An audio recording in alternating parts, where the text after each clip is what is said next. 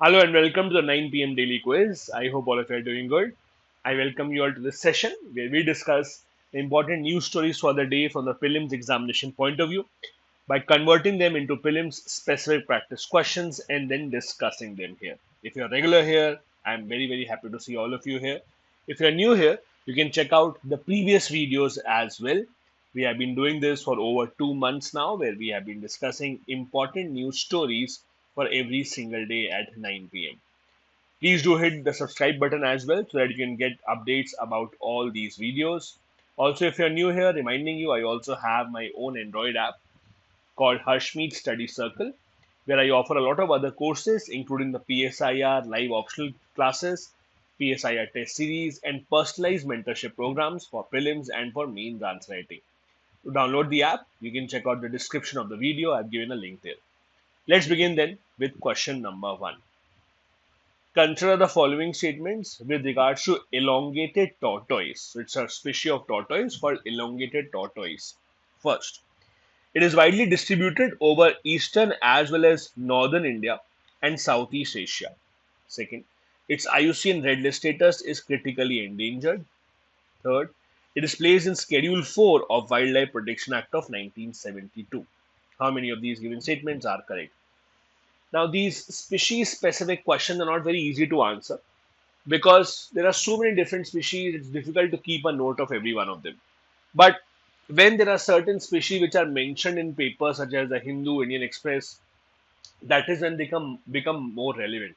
And this is why we are asking this question. There is a news in the Indian Express newspaper about elongated tortoise. All these three statements here are correct.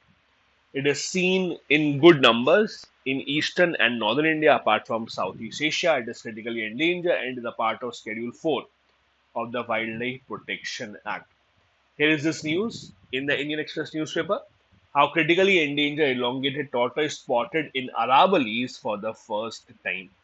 As the news story tells you, it is a critically endangered species. It was spotted in Haryana's Damdama area, which is a research survey, as a part of the research survey rather, in the Aravallis area. It is distributed across Southeast Asia, from northern India, Nepal, Bhutan, Bangladesh. All these are places where this particular tortoise is found. Next, question number 2. Consider the following statements with regards to India UAE relations. Now, we are discussing this because, as you know, India UAE just yesterday signed multiple pacts of cooperation. That is why this is important. First, UAE's domestic card Jaiwan is based on digital RuPay credit and debit card stack.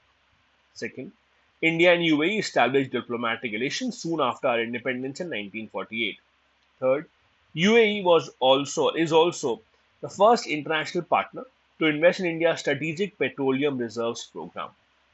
Now, UAE is one of the most important countries for us in West Asia, which we also call as Middle East.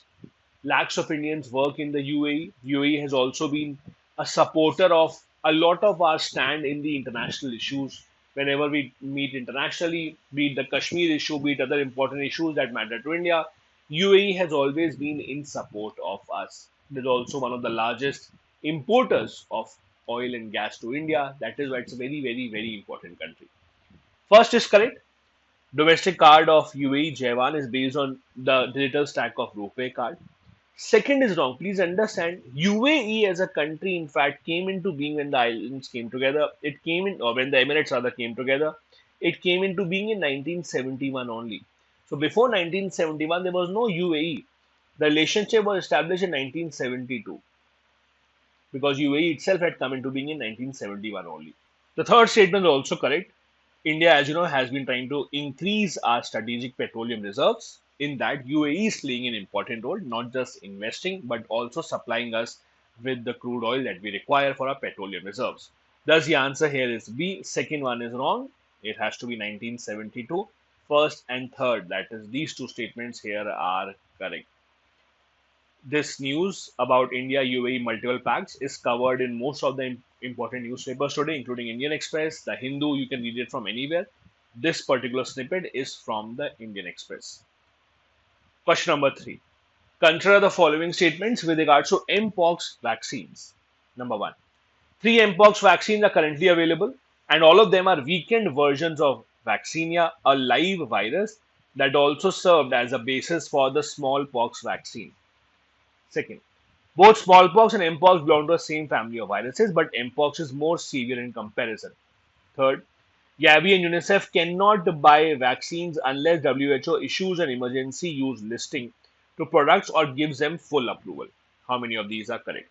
Now, mpox has become a major cause of concern for countries around the world. India also recently, you saw, had its first case of mpox. A traveler traveling to India or Indian coming back to India from one of the infected countries. That is why mpox vaccines is a major news right now. Now, there are multiple mpox vaccines available, but the problem is that they are comparatively higher cost as compared to usual vaccines, which are required to be rolled out in large numbers. When the vaccines are higher in cost, what happens is it becomes the government's responsibility to then see if they can afford it for the entire population. That is why most of the African countries where mpox is being widely spread do not have access to vaccine even today. UNICEF, Gavi can come into the picture, but they can only do that if WHO issues an emergency use listing, which has not happened in this case. So, third is right, second is wrong. Second is wrong because both of these belong to the same family, but mpox is not more severe in comparison. Mpox, in fact, is slightly lighter in comparison as compared to smallpox. In fact, if you look at the mortality rate also is lower in mpox as compared to smallpox. So the answer here would be B. Two of these are correct, first and third. The second statement here is wrong. There's a detailed article about vaccines for mpox in today's Indian Express newspaper. Do read that in detail. It is very, very, very important. Question number 4. Consider the following statements with regards to appointment of judges in high courts in India. Number 1. The collegium system of appointment and transfer of judges in Supreme Court and High Courts was laid down by a 7-judge bench of the Supreme Court in Supreme Court Advocates on Record Association versus Union of India, commonly known as the second judge's case. Second, in the third judge's case, the Supreme Court said that collegiums for High Court appointments would include the Chief Justice of India and two senior most judges of the Supreme Court. Third, the Supreme Court had, in both second and third judges' cases, ignored the importance of seniority among judges while making recommendations for appointments. How many of these are correct? You read about this in Indian polity. Collegium system is one of the most important and critical topics. First one is partly right, but there's a key part of the statement which is wrong. It was a 9-judge bench. In the second judge's case, it was a 9-judge bench and not a 7-judge bench. So first is wrong. Second is correct.